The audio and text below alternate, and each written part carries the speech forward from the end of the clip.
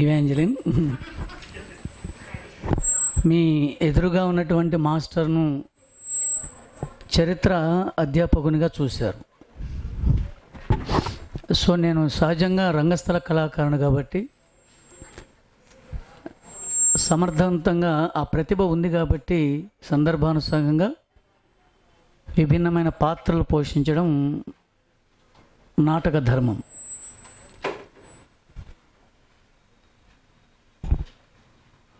So తగ్గించాలా? Okay, yes. So ఎన్ని పాత్రలు పోషించాలన్నా కూడా, ఓకేనా సార్, ఎన్ని పాత్రలు పోషించాలన్నా కూడా జ్యోతి ప్రతిభ ఉండాలి. ప్రతిభ ఉంటేనే పాత్రలను సమర్థవంతంగా పోషించగలరు. అయితే నాన్న జనార్దన్, అందరు నా వైపు చూడాలి, ఒకరి వైపు చూసుకుంటున్నారు. ఏమి ఈరోజు ప్రత్యేకత? కొత్త వాళ్ళు వచ్చారా ఏంటి? జనార్దన్ నా వైపు చూడన్నా, బ్రేక్ ఇస్తాను కదా. ఎవరు ఆనందం వాళ్ళది. దీన్నే మనం టికెట్ లేని ప్రదర్శన అంటాం. Yes, okay okay sir, whatever it may be. మీరు బాగా గమనించినట్లయితే మనకు పబ్లిక్ సర్వీస్ కమిషన్ వారు ఇచ్చినటువంటి నూతన సిలబస్లో, that is related to screening test or prelims examination, ప్రిలిమ్స్లో 5 సబ్జెక్టులకు సంబంధించినటువంటి 150 మార్కులు ఒక నూతన సబ్జెక్టును మనకు పరిచయం చేశారు. ఇది ఆంధ్రప్రదేశ్ పబ్లిక్ సర్వీస్ కమిషన్ మాత్రమే పరిచయం చేసింది. అంతకు మునుపు ఈ సబ్జెక్టు అన్ని కాంపిటేటివ్ ఎగ్జామ్స్లో ఉంది, పర్టికులర్లీ సివిల్ సర్వీస్ ఎగ్జామ్లో ఉంది. అదేవిధంగా గతంలో గ్రూప్ 1 రాసినప్పుడు ఆప్షనల్స్ ఉండేవి. గతంలో గ్రూప్ 1లో కూడా ఆప్షనల్ ఉండేవి, మెయిన్ పేపరు. అందులో కూడా సోషియాలజీ అనేటటువంటిది ఒక ఆప్షనల్ పేపర్గా ఉండేది. అయితే మనకు రాష్ట్ర విభజన జరిగిన తర్వాత, తెలంగాణ రాష్ట్రం ఏర్పడిన తర్వాత, after bifurcation of Andhra Pradesh, that is formation of Andhra Pradesh, formation of Telangana state. So Telangana public service commission or public service commission of Andhra Pradesh chairman mister Ganta Chakrapani గారు మొట్టమొదటి చైర్మన్ ఆయన. సో ఆయన చైర్మన్గా ఉన్న కాలంలో ఆంధ్రప్రదేశ్ కాకుండా తెలంగాణ పబ్లిక్ సర్వీస్ కమిషన్ ఏర్పడిన తర్వాత, సో తెలంగాణ రాష్ట్రానికి సంబంధించినటువంటి నిరుద్యోగులు ఉద్యోగ సాధనకు కాంపిటేటివ్ ఎగ్జామ్స్ రాసినప్పుడు తెలంగాణ పబ్లిక్ సర్వీస్ కమిషన్కు సంబంధించినటువంటి సిలబస్ ఏమిటి అనేటటువంటి దాని మీద ఏకంగా రాష్ట్ర ప్రభుత్వం, కల్వకుంట్ల చంద్రశేఖరరావు గారి ఆధ్వర్యంలోని తెలంగాణ రాష్ట్ర ప్రభుత్వము యొక్క సూచన మేరకు public service commission of Telangana state syllabus కోసమే, సిలబస్ను రూపొందించుకోవడం కోసమే ఏకంగా ఒక కమిటీని నియమించింది under the chairmanship of professor Haragopal. So professor Haragopal నాయకత్వంలో ఏర్పడినటువంటి ఆంధ్రప్రదేశ్ పబ్లిక్ సర్వీస్ కమిషన్ పరీక్షలకు అవసరమైన సిలబస్ రూపకల్పనకు ఆ కమిటీ ఏర్పడింది. దానికి చైర్మన్ ఎవరు? Professor Haragopal. He is the one of the intellectual person of Telangana state. So వారు పబ్లిక్ సర్వీస్ కమిషన్కు సంబంధించినటువంటి సిలబస్ను రూపొందించేటటువంటి సందర్భంలో జనరల్ స్టడీస్లో 50 మార్కులకు వారు ఏకంగా Telangana, that means Indian society అనేటటువంటి ఒక సబ్జెక్టును ఏకంగా సిలబస్లో ఉంచడం జరిగింది. సో ఇండియన్ సొసైటీతో పాటు మిగతావి ఇండియన్ హిస్టరీ, తర్వాత Indian history and Telangana geography, Telangana history and culture, and Telangana the history of Telangana movement, Telangana ఉద్యమ చరిత్ర పెట్టారు. సో ఆ సందర్భంలో ప్రొఫెసర్ హరగోపాల్ కమిటీ వారు విలేకరుల సమావేశంలో మాట్లాడుతూ, మీరు స్క్రీనింగ్ టెస్ట్లో ఇండియన్ సొసైటీకి సంబంధించినటువంటి సబ్జెక్టును మీరు పెట్టారు, అందులో వెయిటేజ్ మరి 50 మార్క్స్కి మీరు ఎందుకు అరేంజ్ చేశారు, ఏంటి కారణం అంటే, సో తప్పనిసరిగా కాబోయేటటువంటి ఉద్యోగి ఎక్కడుండాలి? సమాజంలో అంతర్భాగంగా ఉండాలి. సమాజంలో అంతర్భాగంగా ఉండేటటువంటి ఈ అధికారి ఎవరు? ఖచ్చితంగా గ్రూప్ 1 ఆఫీసరు మరియు group 2 officer, group 3 officer, group 4 ఆఫీసర్లు కాదు. సో ఈ ముగ్గురు 3 గ్రూప్స్ మీద ఉద్యోగులుగా సెలెక్ట్ అయినటువంటి వారు అనునిత్యము దేనితో సంబంధం కలిగి ఉండాలి? సమాజంతో సంబంధం కలిగి ఉండాలి. మరి సమాజంలో ఎవరు ఉంటారండి? So what were the out standing features of society అన్నప్పుడు సమాజము అనేటటువంటిది వివిధ సమూహాలు లేదా వివిధ సంస్థల యొక్క కలయిక. It is the mixture of so many institutions. ఇక్కడ ఇన్స్టిట్యూషన్స్ అంటే సంస్థలు అనే భావాన్ని కాకుండా వివిధ రకాలైనటువంటి అంశాలు. సో ఎగ్జాంపుల్ కులము, కుటుంబము, బంధుత్వము, ఇజంట్ ఇట్. తర్వాత వాట్ ఈస్ కాల్డ్ సంఘములో ఉండేటటువంటి ఇంకొక ప్రధానమైనటువంటి అంశము జాతి, తర్వాత బలహీన వర్గాలు, నిమ్న జాతి వర్గీయులు, వెనుకబడి తరగతి వర్గీయులు. సో వీళ్ళందరూ కూడా ఉంటారు. సో వీళ్ళందరితో కూడా గ్రూప్ 1, గ్రూప్ 2 లేదా గ్రూప్ 3 ఆఫీసర్ తప్పనిసరిగా సంబంధం కలిగి ఉండాలి. ఎందుకు కలిగి ఉండాలి? సే ఫర్ ఎగ్జాంపుల్ కులము తీసుకోండి. సమాజంలో one of the most important concept of society. Entire society is formed on the basis of casteism. మరి క్యాస్ట్, కులము అనేటటువంటిది ఉన్నప్పుడు కులానికి గ్రూప్ 1, గ్రూప్ 2 ఆఫీసర్లకి సంబంధం ఉంటుందా లేదా? ఎలా ఉంటుంది? తప్పనిసరిగా ప్రభుత్వము ప్రవేశపెట్టేటువంటి సంక్షేమ కార్యక్రమాలు.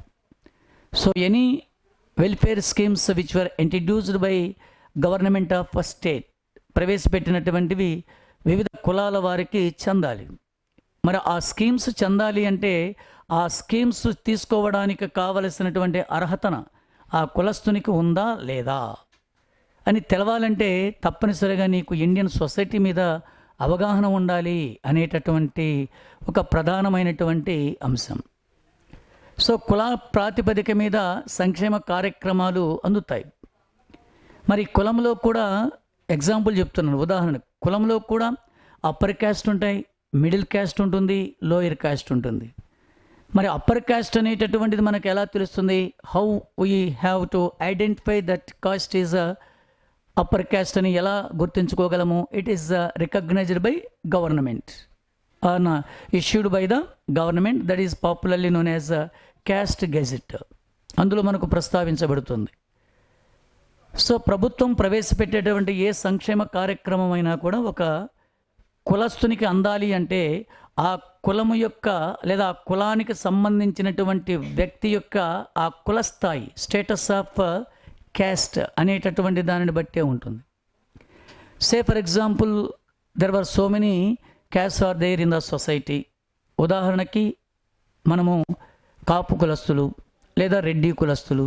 సో రెడ్డి కులస్తులందరూ కూడా ప్రభుత్వ సంక్షేమ కార్యక్రమాలకి అర్హులా కాదా? అర్హులు కాదు అనేటటువంటిది ఎలా తెలుస్తుంది? మనము కుల యొక్క ప్రాతిపదిక మీదనే ప్రభుత్వ అధికారులు నిర్ధారించి ప్రభుత్వానికి నివేదిక సమర్పిస్తే ఆ నివేదికను ప్రాతిపదికగా తీసుకొని ఆ సంక్షేమ కార్యక్రమానికి కావలసినటువంటి మొత్తం వనరులన్నిటినీ కూడా ప్రభుత్వం సమకూరుస్తుంది. అంటే అర్థం ఏంటి? A group 1 officer or group 2 officer or group 3 panchayat secretary should have to know something about the society. సొసైటీలో ఏమున్నది, ఏ అంశాలు ఉన్నాయి. ఇప్పుడు మరి ఎగ్జాంపుల్ మీరు ఇంకొక ప్రధానమైనటువంటి అంశాన్ని మనం గమనిస్తే కులంతో పాటు మతం. సో మతము అన్నప్పుడు మతాలు, so many religions are there in our Indian society. మరి ఏ మతస్థులు ప్రభుత్వం యొక్క ప్రవేశపెట్టినటువంటి ఆర్థిక స్కీమ్స్కు అర్హులు?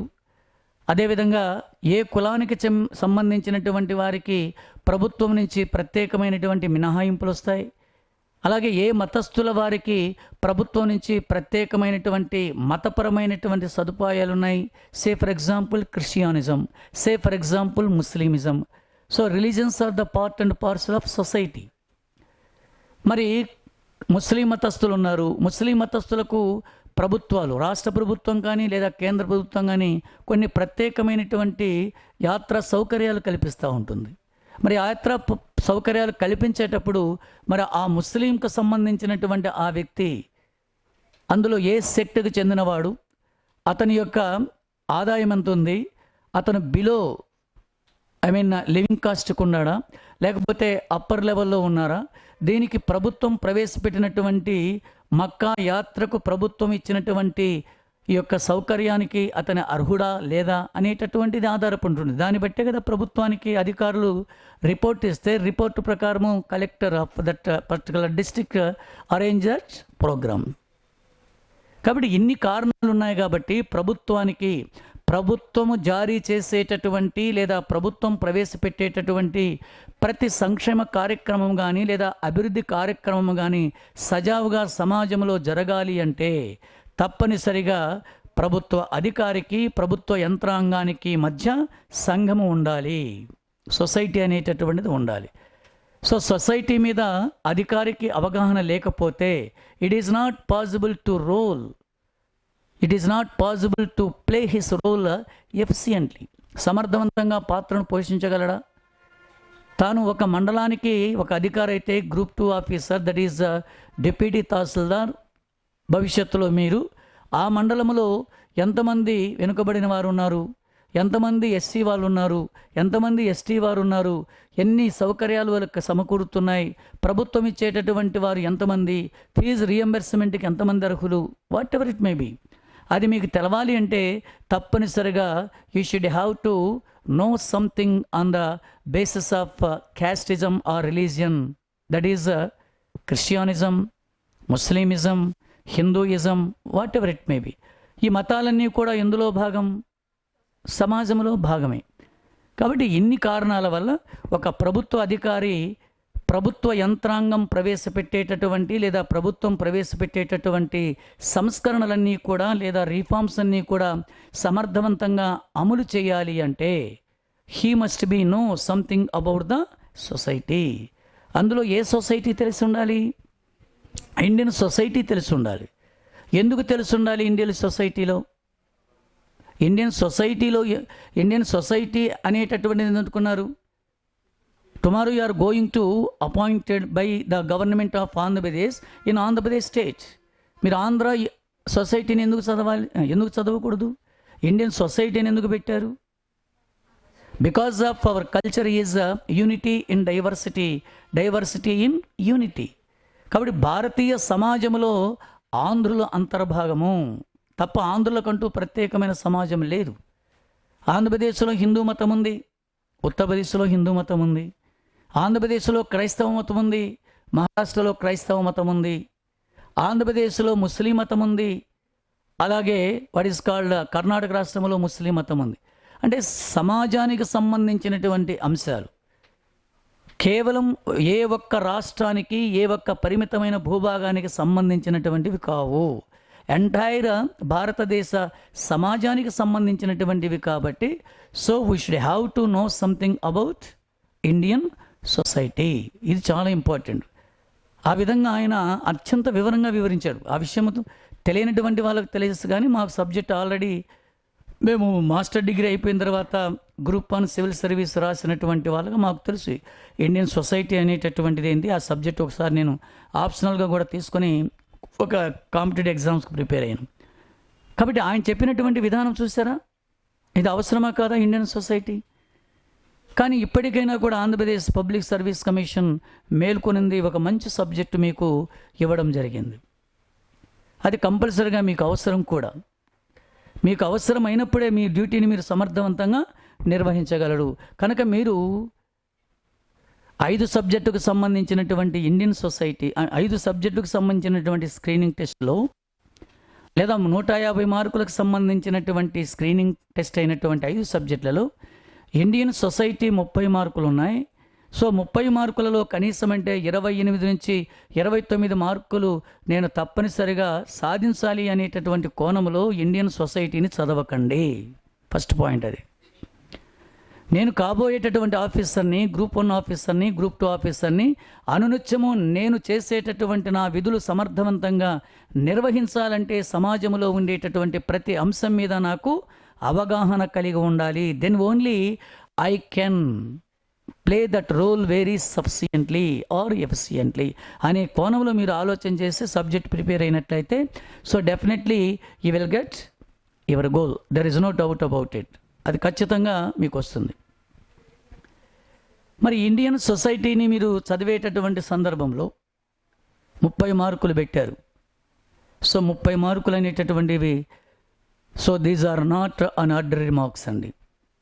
ఇంకొకటి కూడా గుర్తుపెట్టుకోవాలి మీరు, వెరీ వెరీ ఇంపార్టెంట్. మీరు చదివే విధానము, చదివేటటువంటి టెక్నిక్ ఇండియన్ సొసైటీలో ఉండేటటువంటిది మీరు మొట్టమొదటి గమనించినట్లయితే మొట్టమొదటి మీ మనసు తేలికవుతుంది. కొత్త సబ్జెక్టు, దీని మీద నాకు అవగాహన ఎలా కలుగుతుంది, ఏ విధంగా నేను 30 మార్కులకు సంబంధించిన ఇండియన్ సొసైటీని అవగాహన చేసుకోగలను, how it is possible to learn entire the features of Indian society, is it possible are not possible. ఇలాంటి డోలాయమాన స్థితిలో నుంచి మీరు బయటికి రావాలి అంటే మొట్టమొదటి సబ్జెక్టు ఏ కోణంలో మీరు చదవాలి, ఫస్ట్ పాయింట్. సబ్జెక్ట్లో ఏ అంశాలను పొందుపరిచారు, 2. మూడవది, సబ్జెక్ట్లో పొందుపరిచినటువంటి ఈ అంశాలన్నీ కూడా ఎన్ని సబ్జెక్టులతో రిలేటెడ్ అయి ఉంటుంది. చూడండి ఇక్కడ ఎన్ని సబ్జెక్టులతో రిలేటెడ్ అయి ఉంటుంది. 4వది, అన్నిటికంటే ముఖ్యమైనటువంటిది, ఈ సబ్జెక్టు చదివేటటువంటి సందర్భంలో సమాజంలో ఉండేటటువంటి సంపూర్ణమైనటువంటి అంశములతో కూడినటువంటి పరిస్థితిని నేను అవగాహన చేసుకుంటున్నాను. ఇది నాకు చాలా అవసరం కాబోయే ప్రభుత్వ ఉద్యోగిగా అనేటటువంటిది 4వ పాయింట్. సో వీటిని మీరు దృష్టిలో పెట్టుకున్నట్టయితే ఎందుకు మనకు ఈ ఇండియన్ సొసైటీలో మార్కులు రావండి, 30 మార్కులు. ఇంకోటి కూడా మీరు గమనించాలి, నేను 5 సబ్జెక్టుకు సంబంధించినటువంటి 150 మార్కుల్లో కట్ ఆఫ్ మార్క్స్ 90-100 మధ్య కంటే ఎక్కువ ఉండదు తప్పనిసరిగా. సో ఈరోజు కొద్దిగా క్లారిటీ వచ్చింది, మీకు కూడా క్లారిటీ వచ్చింది. నాకు తెలిసిన సమాచారం మీకు ఇవ్వడం కాబట్టి నేను కూడా చెప్తున్నాను. సెప్టెంబర్లో నోటిఫికేషన్ వస్తున్నారట, డిసెంబర్లో టెస్ట్ అని. కాబట్టి ఇంకా ఆగస్టు నెల ఉంది మీకు, ఆగస్ట్ అంతా చదవండి. ఇప్పుడు మేడం లాంటి వాళ్ళు ఉన్నారు, ఆ మేడం గారు కేవలం ఇప్పుడు ఎగ్జామ్ రాయడానికే ఎదురు చూస్తున్నారు. అలాంటి వాళ్ళకి ఇబ్బంది. మీరే అలాంటి వాళ్ళకు కొంచెం ఆశ నిపాతం అవుతుంది. కానీ మీరు కూడా మీలాంటి వాళ్ళకి ఏమవుతుందండి, డిలే కావాలి. సెప్టెంబర్లో ఇవ్వనండి నోటిఫికేషను, డిసెంబర్లో టెస్ట్ రాయండి, ఫిబ్రవరిలో జనరల్గా వాట్ ఈస్ కాల్డ్ మెయిన్స్ ఉంటుంది. అంటే వాళ్ళు వెళ్ళిపోయేటప్పటికి నోటిఫికేషన్ వచ్చేసరికి అంటే అర్థం ఏంటి, ఇప్పుడు సెప్టెంబర్లో ఇవ్వడం అనేటటువంటిది మన అదృష్టం. ఇంకా నోటిఫికేషన్ దీనికి అడ్డు రాదు, ఎలక్షన్ నోటిఫికేషన్ అడ్డు రాదు. మీకు అపాయింట్మెంట్ ఆర్డర్స్ వచ్చినంత వరకు ప్రాసెస్ కంటిన్యూ అవుతుంది. అది ఒక గొప్ప లక్. కనుక సమయం ఉంది, మీలో సహనం ఉండాలి. తప్పనిసరిగా అన్ని సబ్జెక్టుతో పాటు కొత్త సబ్జెక్టు నేను చదవాలి, ఇది అర్థం కాదేమో అనేటటువంటి సంశయాన్ని ముందు విడనాడండి. First of all you should have to remove your confusion mind. అది తొలగిస్తే ఈజీగా మన సబ్జెక్టు మీద అవగాహన పెంచుకోవచ్చు. There is no doubt about it. అర్థమైందండి? ఇక తర్వాత నెక్స్ట్ మీరు గమనించండి, సబ్జెక్టు మనకు 90 నుంచి 100 మార్కులు మీకు వస్తే ఎలిజిబుల్ అవుతారండి. There is no doubt about it. అంతకంటే ఎక్కువ కట్ ఆఫ్ మార్క్స్ ఉండరు. ఎందుకంటే కట్ ఆఫ్ మార్క్స్ వీలున్నంత వరకు మ్యాక్సిమం మనకు కొంత ఫ్రీనెస్సే ఇస్తారు.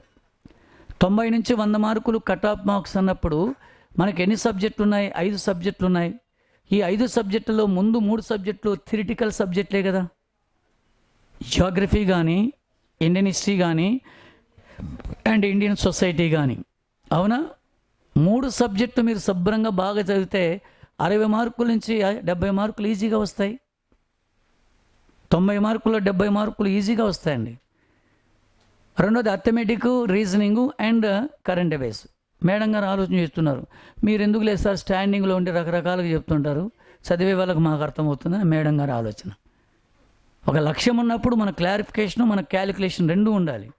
క్లారిఫికేషను, క్యాలిక్యులేషన్ 2 లేకపోతే మనం ఎలా సాధించగలం?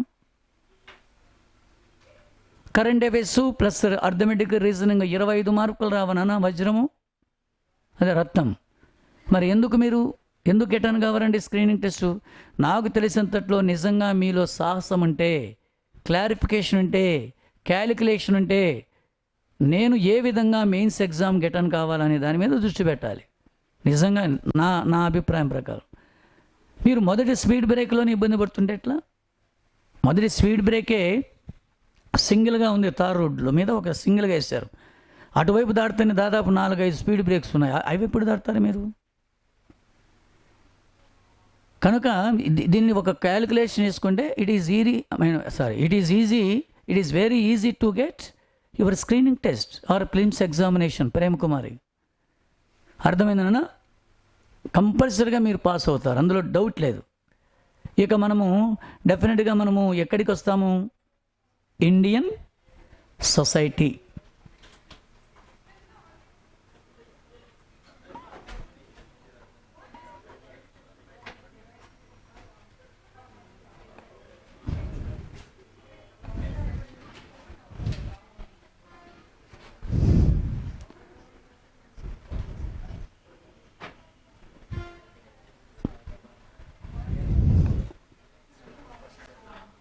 ఎస్, రైట్ అన్న.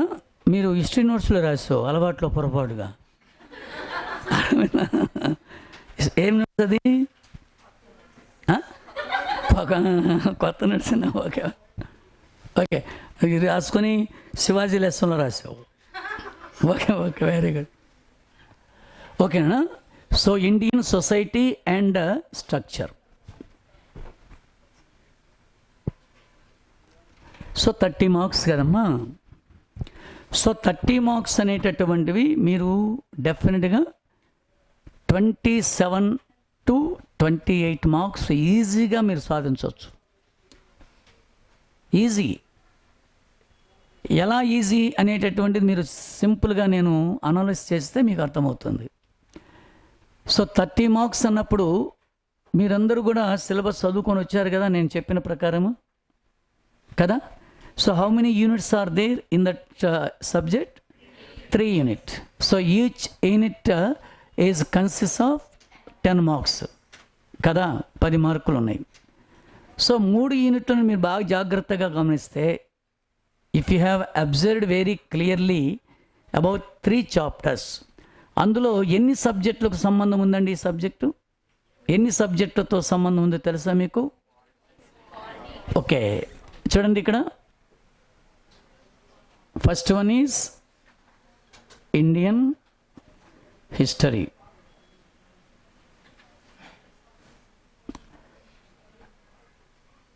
Second one is Indian polity.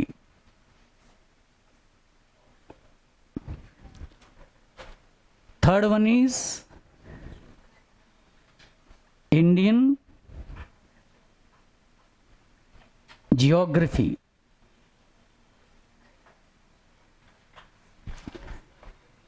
And last one is current affairs.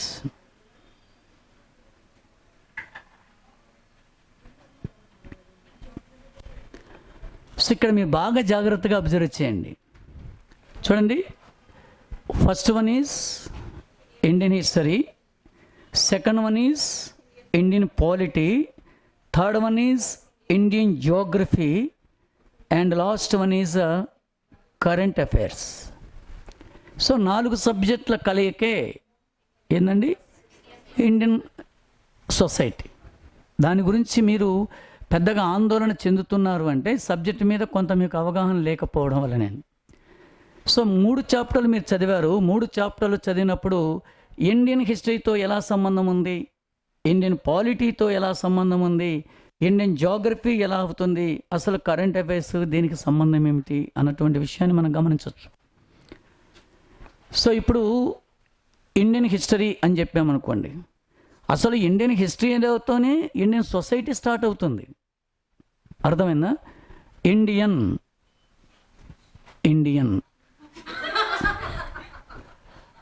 అంతే కదా.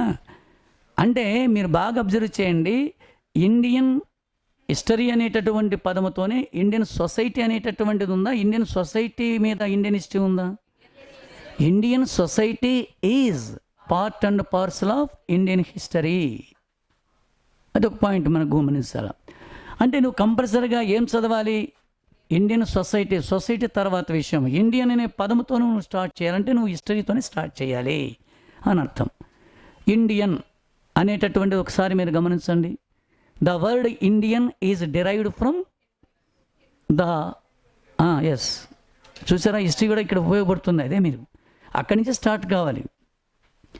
The word India is derived from Greek language word Indus.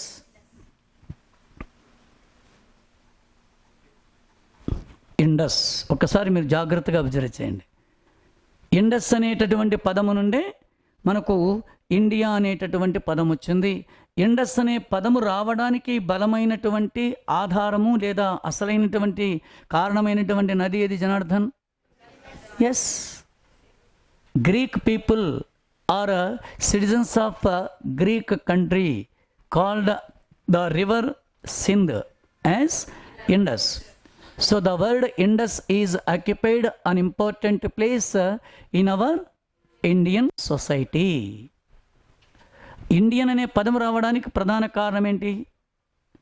Yes, మరి ఇండియన్ సొసైటీని తెలుగు మీడియం వాళ్ళు ఎవరున్నారు ఇక్కడ? ఓకేనా? ఎస్, ఇండియన్ సొసైటీ స్ట్రక్చర్ తెలుగులో ఏమంటాము? భారతీయ సమాజము నిర్మితి అంటాం. భారతదేశం అనే పేరు ఎలా వచ్చింది?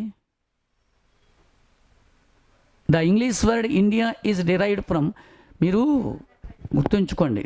అందుకోసమే సారు నేను డిస్కస్ చేసి సబ్జెక్ట్, ఇది కొత్త సబ్జెక్టు, మీలో ఉండేటటువంటి భయాన్ని ముందు పారదోలాలి. అర్థమైందా? కేవలం పరీక్షలు మీరు రాస్తున్నారని మీరు అనుకుంటున్నారు, కానీ నేను సార్ డిస్కస్ చేసే విషయంలో తెలిసిందంటే ఎగ్జామ్ మేమే రాస్తున్నాం. ఎందుకని?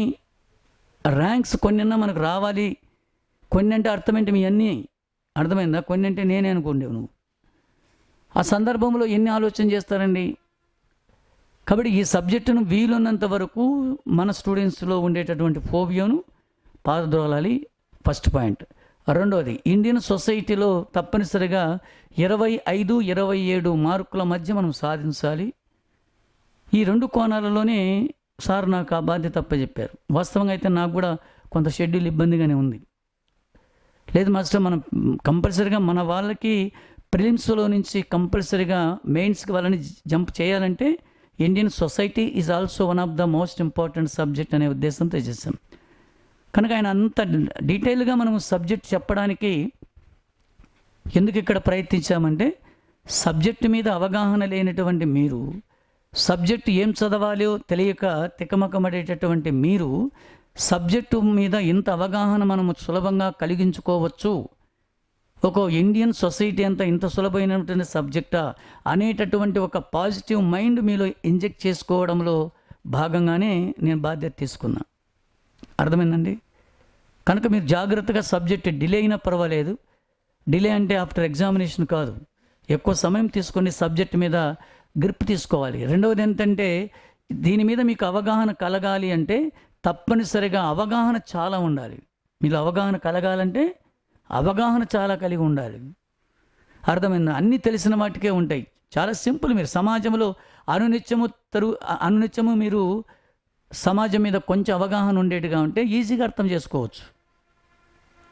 చాలా ఇంపార్టెంట్. ఎగ్జాంపుల్, హిందూ మతానికి సంబంధించిన క్రింది పదాలలో కానిది ఏది? ఏ పెళ్లిచూపులు, బి పారాణి, సి అప్పగింతలు, డి పైవన్యు. ఇది దీని మీద అవగాహన ఉండాలి. పోనీ అనుభవం ఉండేవాళ్ళు చెప్పండి. మాస్టర్ ఆలోచన చేస్తున్న పెళ్లి చూపులు అంటే డైవర్ట్ అయింది సబ్జెక్టు.